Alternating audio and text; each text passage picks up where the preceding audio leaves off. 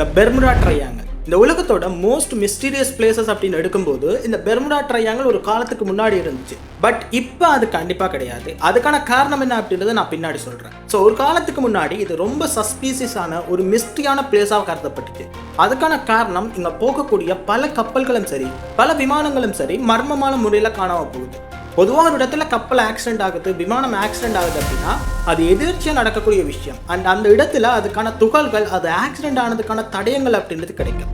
But இந்த Bermuda அப்படின்னு சொல்லப்படுற இந்த பகுதியில் ஆக்சிடென்ட் ஆகக்கூடிய விமானங்களும் சரி, அங்கே ஆக்சிடென்ட் ஆகக்கூடிய கப்பல்களும் சரி, அது ஆக்சிடென்ட் ஆனதுக்கான எந்த தடயங்களுமே கிடைக்காது. ஸோ அதனால தான் அந்த இடம் ஒரு சஸ்பீசியஸான ஒரு மிஸ்ட்ரியான இடம் அப்படின்னு நிறைய பேரால் பேசப்பட்ட ஒரு இடமா இருந்துச்சு. பட் இப்போ டெக்னாலஜி அதிகமாக வளர்ந்ததாலையும் நிறைய ரிசர்ச்சஸ் அப்படின்றது உருவானதாலையும் இப்போ அந்த இடத்துல இருக்கக்கூடிய மிஸ்ட்ரி அப்படின்றது ரிவீல் ஆகிடுது. இந்த வீடியோவில் பெர்முடா ட்ரையாங்கிள் இருக்கக்கூடிய மிஸ்ட்ரியை பற்றி தான் பார்க்க போகிறோம். இந்த பெர்முடா ட்ரையாங்கில் எந்த மாதிரியான ஆக்ஷன்ஸ் நடந்துச்சு, எதனால் இந்த பெர்முடா ட்ரையாங்கிள் ஃபேமஸ் ஆச்சு, அண்ட் இந்த பெர்முடா ட்ரையாங்கிளில் இவங்க சொல்கிற மாதிரி ஏலியன்ஸ் இந்த மாதிரி அமானுஷமான விஷயங்கள் இருக்கா இல்லையா அப்படின்றத இந்த வீடியோவில் டீட்டெயிலாக பார்க்க போகிறோம். அதுக்கு முன்னாடி ஃபர்ஸ்ட் டைம் நம்மளோட சேனலுக்கு வந்திருந்தீங்க அப்படின்னா மறக்காம சேனலை சப்ஸ்கிரைப் பண்ணிக்கோங்க. இந்த மாதிரி இன்ட்ரெஸ்டிங்கான யூஸ்ஃபுல்லான வீடியோஸ் எல்லாமே ரெகுலராக போஸ்ட் பண்ணிக்கிட்டே இருக்கும்.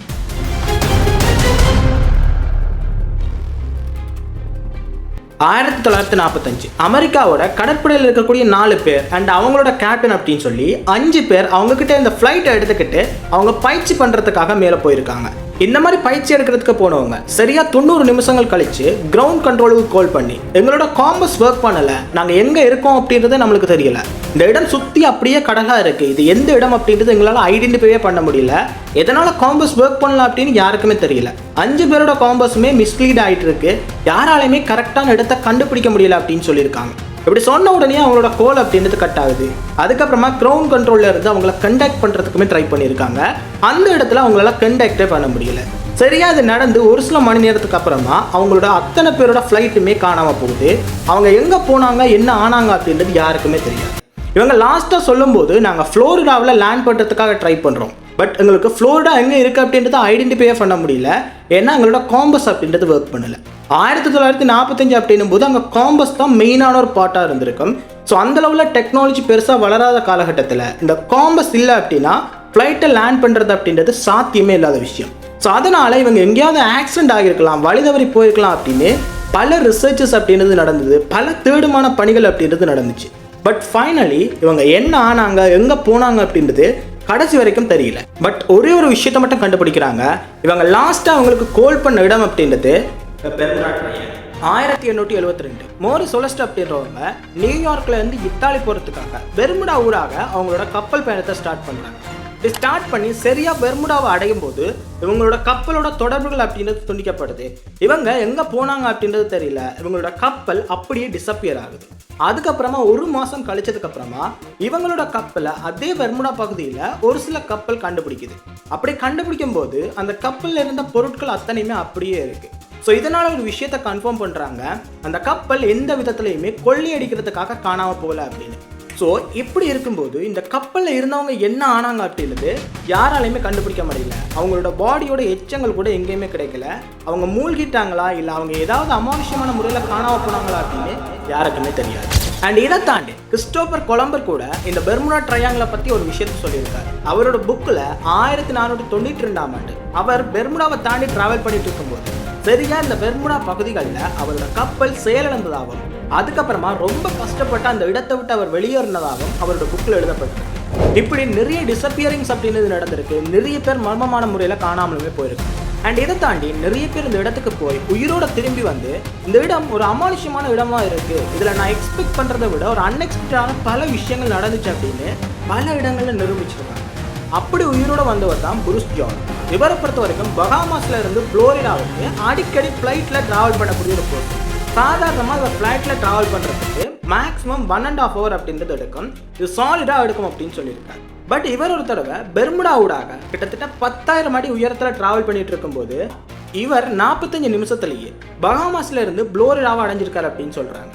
இன்னொரு இன்சிடென்ட் அப்படின்றது இதுவரைக்கும் ஹிஸ்டரியில் பதியப்படாத ஒரு விஷயமா இருக்கு. இதுக்கான காரணம் இந்த பஹாமாஸ்ல இருந்து புளோரிடாவுக்கு போகிறதுக்கு மேக்ஸிமமே நம்மளுக்கு 1.5 hour மேலே தான் எடுக்கும். ஸோ இந்த 45 மினிட்ஸ் அப்படின்றது ஹிஸ்ட்ரியில் இம்பாசிபிளான விஷயம் அப்படின்னு சொல்கிறாங்க. இது நடைமுறையில் சாத்தியப்படாத ஒரு விஷயம். பட் எப்படி இவரால் 45 நிமிஷத்தில் பஹாமாஸ்லேருந்து புளோரிடாவை அடைய முடிஞ்சது அப்படின்னு கேட்கும்போது, நான் பெர்முடா ட்ரையாங்கில் போகும்போது எனக்கே தெரியாத மாதிரி ஏதோ ஒரு இன்சிடென்ட் நடந்துச்சு, அது மூலமாக நான் ரொம்ப ஃபாஸ்ட்டாக ட்ராவல் பண்ணேன் அப்படின்னு அவர் ஒரு தியரி அப்படின்றத முன்வைக்கிறேன். ஸோ இப்படி அடிக்கடி இன்சிடென்ட்ஸ் நடந்ததால் தான் இந்த பெர்முடா ட்ரையாங்கிள் அப்படின்றது ஒரு மிஸ்டியான பிரதேசமாக இருக்கலாம், இந்த இடத்துல ஒரு மிஸ்டியான ஏதோ ஒரு விஷயங்கள் இருக்கலாம் அப்படின்னு பல தியரிஸ் அப்படின்றது முன்வர ஆரம்பிக்கும். இப்படி ஒரு விஷயம் இருக்கு அப்படின்னாலே இந்த திரைப்படங்களும் சரி, இந்த புக் ரைட்டர்ஸும் சரி, இதை எப்படியாச்சும் படமாக ரிலீஸ் பண்ணும் அப்படின்னு அவங்க அதில் காசு பார்க்கவுமே ஆரம்பித்தாங்க.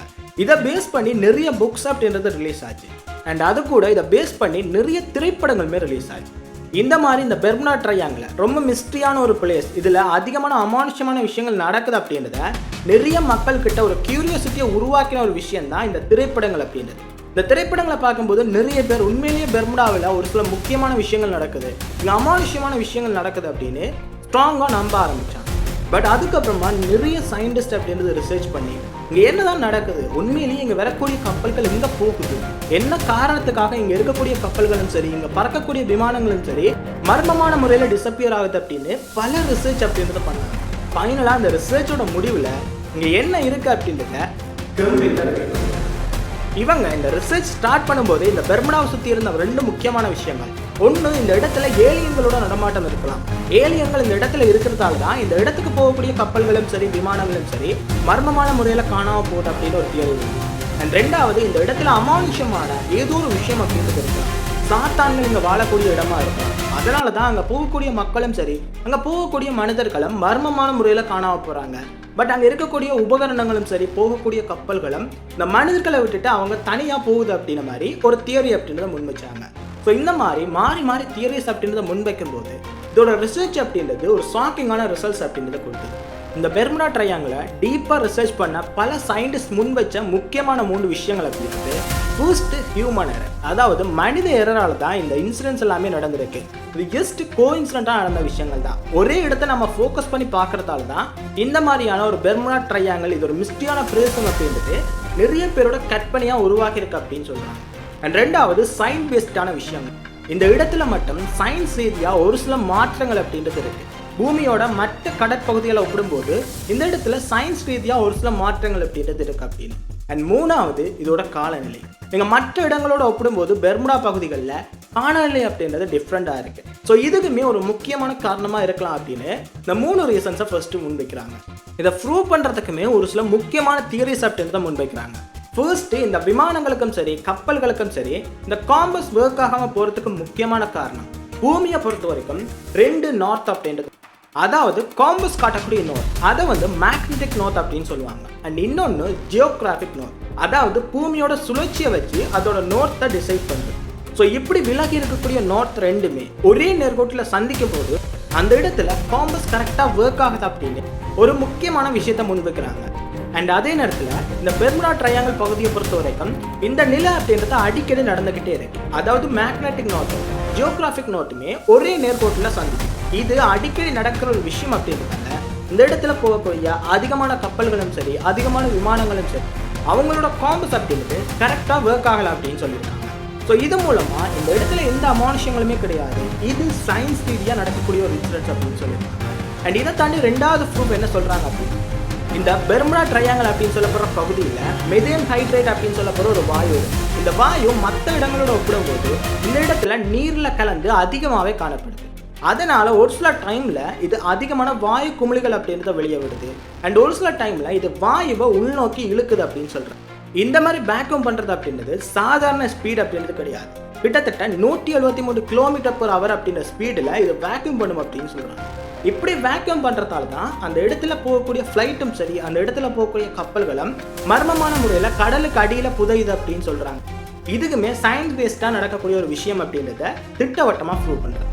அண்ட் அதை தாண்டி இந்த இடத்துல தண்ணியோட அடர்த்தி கம்மியாக இருக்கிறதாகவும் அதனால கப்பல்கள் மூழ்கலாம் அப்படின்ற மாதிரியும் ஒரு சில தியரிஸ் அப்படின்றது இருக்கு.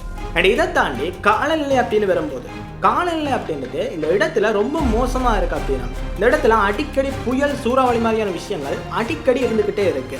பூமியோட மற்ற இடங்களோட ஒப்பிடும்போது கிட்டத்தட்ட 75% இந்த இடத்துல அதிகமான விஷயங்கள் நடக்குது அப்படின்னு சொல்லியிருக்காங்க.